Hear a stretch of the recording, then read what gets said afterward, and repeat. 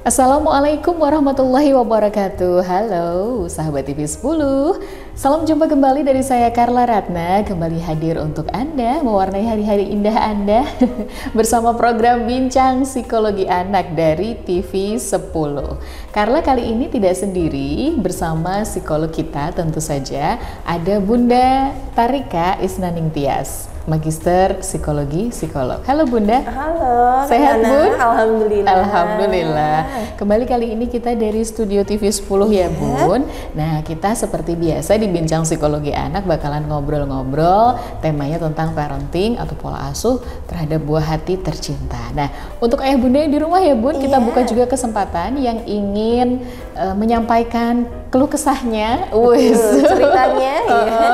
Atau mungkin apa nih tema yang pengen dibahas, boleh kok WhatsApp kami ya di nomor yang tersedia di bawah ini, supaya nanti Anda bisa kita bahas permasalahannya atau tema yang Anda kirim ini kita bahas untuk episode yang akan datang di Bincang Psikologi Anak. Nah, di edisi kali ini kita bakal ngomongin apa nih, Bunda? Iya.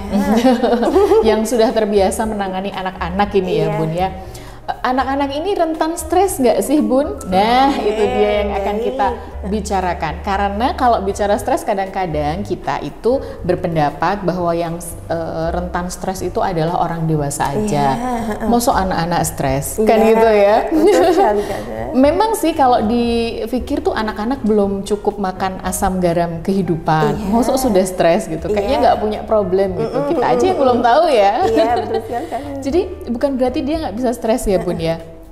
Stres itu bisa terjadi pada anak, kemudian yang jelas karena dia juga belum mengerti cara efektif untuk mengatasinya atau menyelesaikan masalahnya. Nah, itulah yang akan kita bahas, penyebabnya, kemudian gejalanya atau cirinya seperti apa dan bagaimana cara mengatasinya. Temukan informasi selengkapnya di Bincang Psikologi Anak dari TV 10. Kita bicara stres pada anak dulu, Bu. Oke, baik. Baik Kak Nana dan pemirsa TV 10 di rumah, mungkin nggak sih kalau anak itu kena stres? Ya, jadi stres itu sebenarnya bisa nih, tidak cuman orang dewasa ataupun lansia yang sudah tua, anak-anak pun bisa nih terkena atau rentan terhadap stres. Nah, kita tarik dulu nih pengertian stres itu apa. Stres ini kan adalah suatu kondisi di mana seseorang itu merasa baik secara fisik atau mental itu secara dalam keadaan yang menekan. Ya, jadi kayak tertekan gitu ya. Dan tertekannya itu kan banyak faktornya tuh. Tertekan mungkin secara lingkungan sosialnya, dari dirinya sendiri atau biasanya dari lingkungan di sekitarnya. Seperti itu, Kak Nana. Bisa juga dari orang tua ya. Iya, berarti itu termasuk lingkungan kan ya. Berarti kita akan bicara tentang penyebab dulu deh. Oke, baik. Penyebab kok bisa sih anak-anak stres padahal bisa dikatakan dia belum cukup banyak terjun di dunia yang sangat kompleks permasalahannya. Kan masalah anak-anak tuh tidak banyak ya. Kalau kita ingat dulu mungkin masalah yang paling berat dalam hidup kita itu ngerjain PR matematika. Iya betul. Terasa kalau kita ngerjakan PR matematika itu terasa menyenangkan atau menyedihkan. Itu tergantung. Kalau menyedihkan kan termasuk nih berarti ada beban kan. Nah, rasa-rasanya dulu tuh zaman kita tuh seperti itu gitu loh ya. Betul. Tapi ternyata ya kita harus tahu dulu nih, mungkinkah buah hati kita juga rentan stres? Apa sih sebenarnya penyebabnya, Bun? Oke, baik. Penyebabnya itu yang pertama yaitu mungkin ada suatu peristiwa khusus. Jadi peristiwa khusus ini kan mungkin ada kejadian yang benar-benar membuat anak itu down dan menekan. Contohnya adalah kayak kasus istilahnya kekerasan dalam rumah tangga, dia menyaksikan sendiri orang tuanya bertengkar atau orang tuanya melakukan KDRT, itu kan berarti ada faktor nih pemicu. Jadi anak menjadi trauma, akhirnya kalau tidak ditangani secara terus berlanjut, itu kan membuat anak itu kan stres, kemudian kalau tidak ditangani terus akhirnya menjadi depresi dan sebagainya. Itu itu karena ada istilahnya ada suatu peristiwa, entah itu KDRT atau kasus belakangan ini kan ada, kita sering banget nih dengar berita pelecehan seksual terhadap anak, dan itu kan membuat istilahnya anak itu kan terus langsung psikisnya adalah menjadi down dan sebagainya, itu pasti ada suatu peristiwa khusus. Kemudian ada juga terjadinya perceraian orang tua dan sebagainya, itu kan juga menjadi pemicu juga nih kepada anak yang mungkin dirasakan anak itu pada saat dia anak usia dini atau sekolah dasar. Nah, itu kan juga menjadi penyebabnya ya. Kemudian yang kedua adalah dari lingkungannya atau pola asuh keluarganya. Pola asuh keluarganya adalah yang dulu pernah nih kita bahas, ada beberapa gaya pola asuh yang mungkin salah satunya adalah otoriter. Nah, otoriter itu semua kayak orang tua beristilahnya mendominasi ya. Akhirnya anak itu merasa tertekan. Nah, ini juga yang salah satu penyebabnya anak menjadi rentan stres. Seperti itu Kak Nana. Jadi bisa jadi karena pola asuh, terutama yang otoriter terhadap putra-putrinya, anak-anak menjadi stres. Mungkin juga ekspektasi orang tua yang terlalu tinggi, anak-anak juga bisa stres. Belum lagi keadaan lingkungan sekitarnya, misalnya di sekolah juga tugasnya terlalu banyak, bisa stres. Pergaulan dengan teman-teman juga stres. Banyak sekali pemicunya. Salah satunya dulu kita merasakan ya pandemi dulu COVID-19, perubahan juga bisa terjadi ketika anak mungkin dari pertama kali nih masuk dengan lingkungan baru, karena masuk dengan lingkungan baru dan dia tidak cocok, artinya dia merasa itu beban, makanya itu jadi stres juga bisa. Atau dari pandemi yang santai-santai di rumah terus harus masuk sekolah full day, langsung full day gitu ya, itu memicu stres juga. Iya juga, dulu kan ada beberapa penyebab ya dari anak itu, salah satunya tadi ada peristiwa khusus, kemudian ada pola asuh, kemudian ada perubahan situasi yang membuat anak itu tidak nyaman, akhirnya anak bisa menjadi anak itu bisa nih terjadi gejala stres. Nah, orang tua juga harus tahu berarti ciri-cirinya tuh seperti apa sih anak-anak. Oh, anakku berarti ini dalam fase stres ini, atau wah anakku kayak gini nih, ini gejalanya stres ya. Harus tahu dulu kan. Nah, kalau dari ilmu psikologi seperti apa sih Bun gejalanya kalau anak-anak ini ternyata dia mengalami stres? Baik Kak Nana dan pemirsa TV 10 di rumah. Yang pertama yaitu secara kognitif. Kognitif itu ditandai dengan anak menjadi sulit berkonsentrasi. Jadi yang biasanya anak ini dia nggak ada ketika ada pelajaran, dia mudah masuk, kemudian mungkin dia mengalami suatu peristiwa terjadi dalam dirinya, bisa aja nih di sekolah dia dibully atau temennya atau apa gitu ya. Akhirnya dia kok jadi akhir-akhir ini jadi sulit untuk berkonsentrasi, tidak fokus dengan pelajaran, nilai akademiknya turun. Nah, ada juga dia menjadi sering atau mudah lupa. Mudah lupa ya, salah satu gejala kognitifnya yaitu menjadi sering lupa gitu. Disuruh apa gitu sudah sampai sana lupa.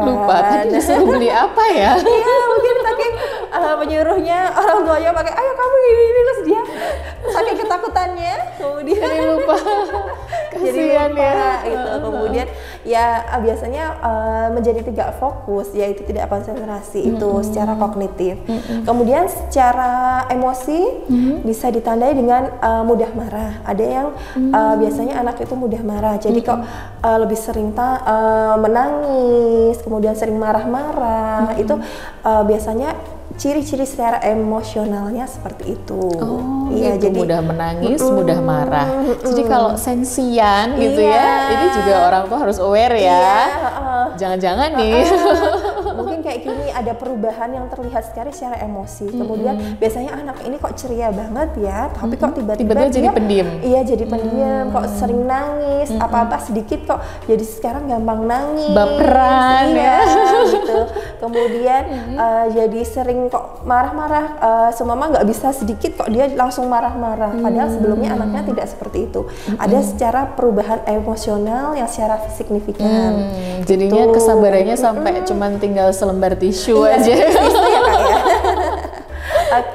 Kemudian yang ketiga dari sosialnya. Sosialnya itu anak yang biasanya dia senang berbaur sama teman, tiba-tiba ada suatu kejadian, tiba-tiba dia menjadi menarik diri. Nah, itu salah satu ciri secara sosialnya.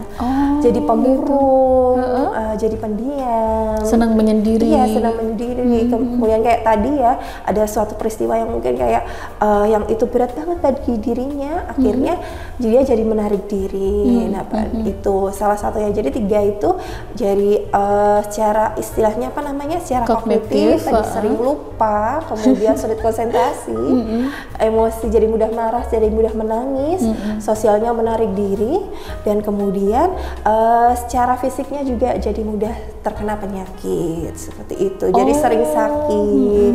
Kan kalau stres itu kan membuat imun kita turun dan otomatis biasanya rentan nih terhadap istilahnya penyakit ya. Itu seperti itu Kak Nana. Iya, oke. Jadi gejalanya ada 4 yang harus diwaspadai. Satu diantaranya tadi kalau secara kognitif itu dia nggak fokus, pelupa, disuruh apa dia lupa. Terus juga secara apa tadi?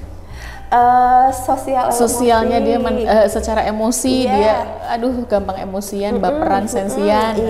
Terus secara apa namanya sosial dia menarik diri. Iya, betul sekali. Ini harus diwaspadai. Ayah bunda, berarti putra putri Anda ini memang sedang mengalami stres. Jadi memang ini obrolan yang apa ya, seperti sebuah pencerahan gitu loh ya. Kalau selama ini kita abai bahwa putra putri kita, yang bisa stres kan orang dewasa. Iya, betul sekali. Enggak inilah gitu kayaknya. Dan kita nanti akan bicara juga dampaknya apa sih sebenarnya kalau masih kecil itu sudah kena stres, terus bagaimana sebagai orang tua harus mengatasinya. Jangan kemana-mana ya, tetap di Bincang Psikologi Anak. Carla dan juga Bunda Tarika akan segera kembali untuk Anda. Tetap di TV 10, kami kembali setelah jeda.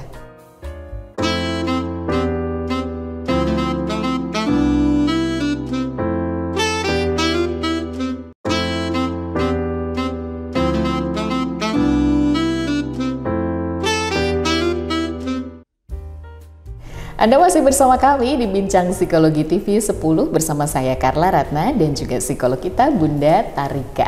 Oke, sahabat TV 10, jangan lupa ya, kita terbuka kok untuk Anda yang mau sharing-sharing bareng kita, mau ngirimin tema atau mau berkeluh kesah sama psikolog kita, boleh ya. Jadi nanti kita akan samarkan ya Bun ya. Iya, betul. Jadi sekali. Untuk nama Anda bisa pakai nama samaran biar tidak ini, tapi yang penting temanya kan diangkat gitu ya. Jadi bisa menjawab keluh kesah Anda seputar permasalahan putra-putri Anda. Seperti halnya yang tadi kita sampaikan adalah stres pada anak ya Bun. Iya. Stres juga bisa dialami oleh anak-anak, bukan hanya orang dewasa yang bilangnya hidupnya sudah complicated, terus yang bisa stres hanya orang dewasa saja. Ternyata anak juga rentan stres. Penyebabnya juga sudah disampaikan oleh Bunda Tarika. Nah, sekarang kita bicara dampaknya.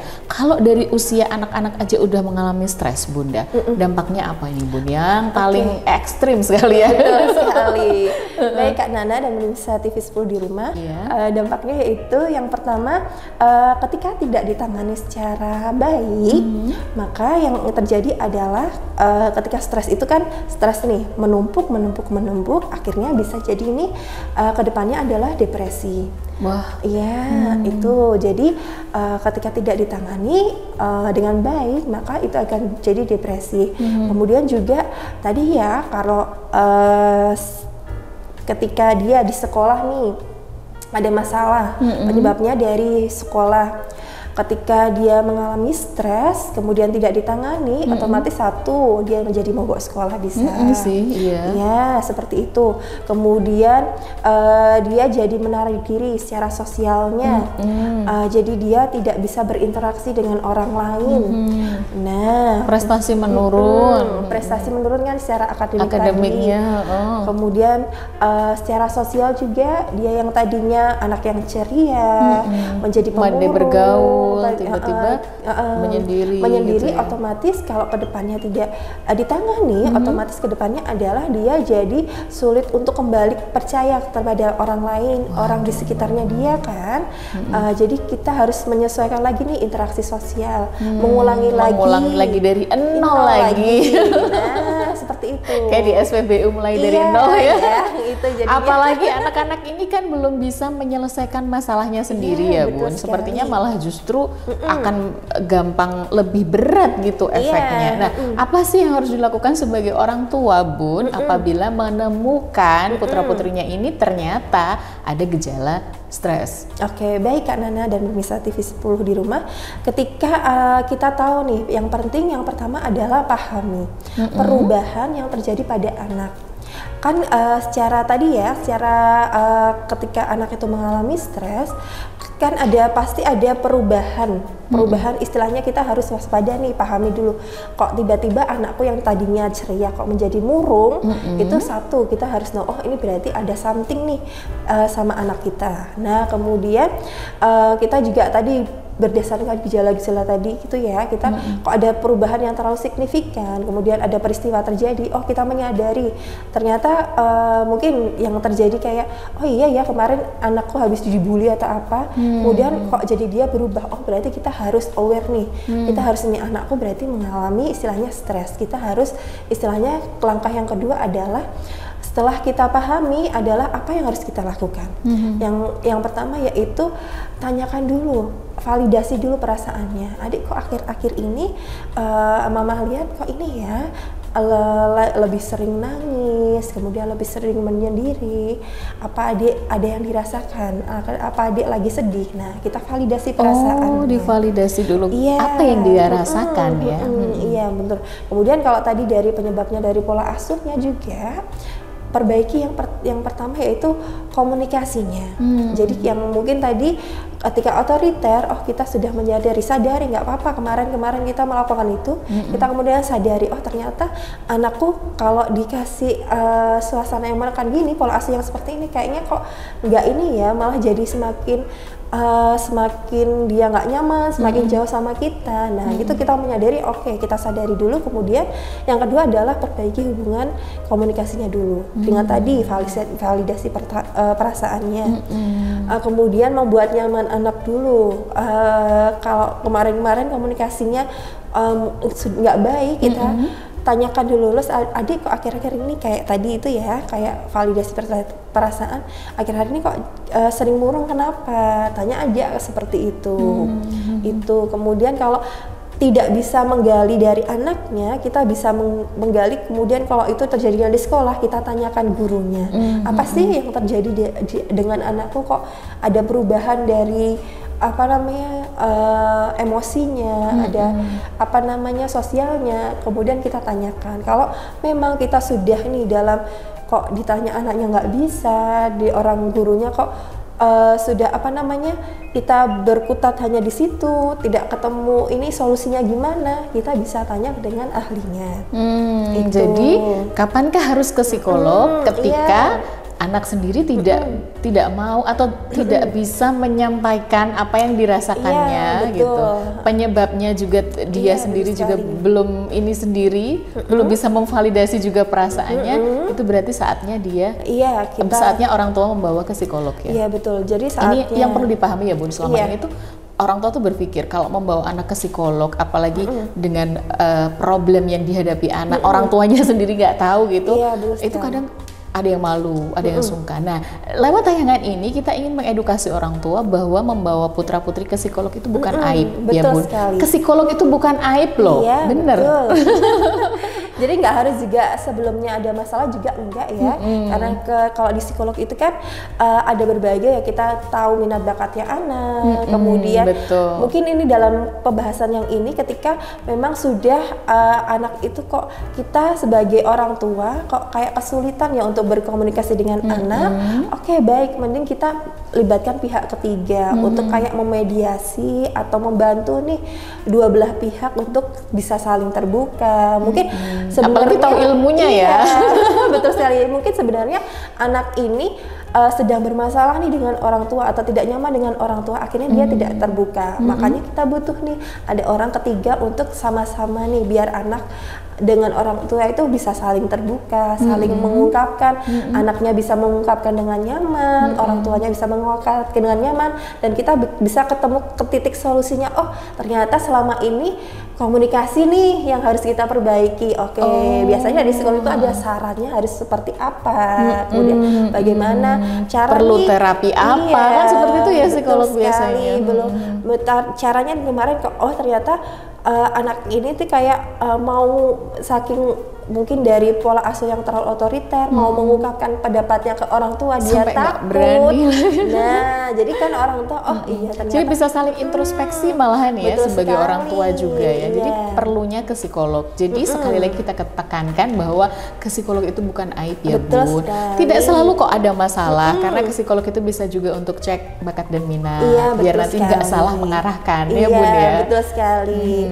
Dan yang tadi ya Kak, yang pertama kita sudah pahami anak, sudah validasi perasaan, kemudian kalau memang dibutuhkan nih seorang ahli, kita ke ahli nggak apa-apa, nggak usah malu gitu. Istilahnya di sini sama-sama kita mau mencari solusi. Mencari solusi kok demi anak ya, biar dia bisa menjalani hidupnya itu dengan baik gitu loh, dengan kesehatan mentalnya untuk meningkatkan kualitas hidupnya juga. Betul sekali Kak. Tidak terasa hampir 30 menit Bunda. Aduh. Seru ya kalau ngobrolin tentang anak-anak itu. Nah, silahkan Bunda ada yang mau disampaikan terkait dengan tema kita hari ini, di mana anak-anak ternyata juga rentan stres. Ada yang mau disampaikan untuk sahabat TV 10? Oke, baik Kak Nana dan pemirsa TV 10 di rumah. Anak-anak juga mengalami atau bisa nih rentan terhadap stres. Untuk mencegah rentan anak-anak untuk rentan stres, ukirlah kenangan indah dalam masa anak-anak. Mengukir kenangan indah di masa anak-anak ya. Betul. Tapi jika si kecil ini mengalami berbagai hal yang membuatnya stres atau stres yang dialaminya sudah cukup berat dari gejala yang tadi disampaikan oleh Bunda Tarika, sehingga dia mungkin sulit belajar atau sulit beraktivitas seperti biasa, coba untuk mengajaknya berkonsultasi dengan psikolog. Karena melalui konseling ini diharapkan stres yang dialami anak bisa teratasi ya Bunda ya. Jangan lupa untuk mengirimkan tema atau keluh kesah Anda tentang pola asuh atau parenting, problem parenting Anda melalui WhatsApp yang tertera di bawah ini. Insya Allah nanti kita bahas di episode yang akan datang. Nama Anda juga bisa kita samarkan kok, tenang saja. Kita ketemu lagi di episode selanjutnya. Terima kasih untuk Bunda Tarika, ilmunya semoga bermanfaat untuk sahabat TV 10. Saya Carla Ratna dan juga Bunda Tarika undur diri. Sampai jumpa lagi di lain kesempatan. Tetap di TV 10, inspirasi dan edukasi. Wassalamualaikum warahmatullahi wabarakatuh. Sampai jumpa.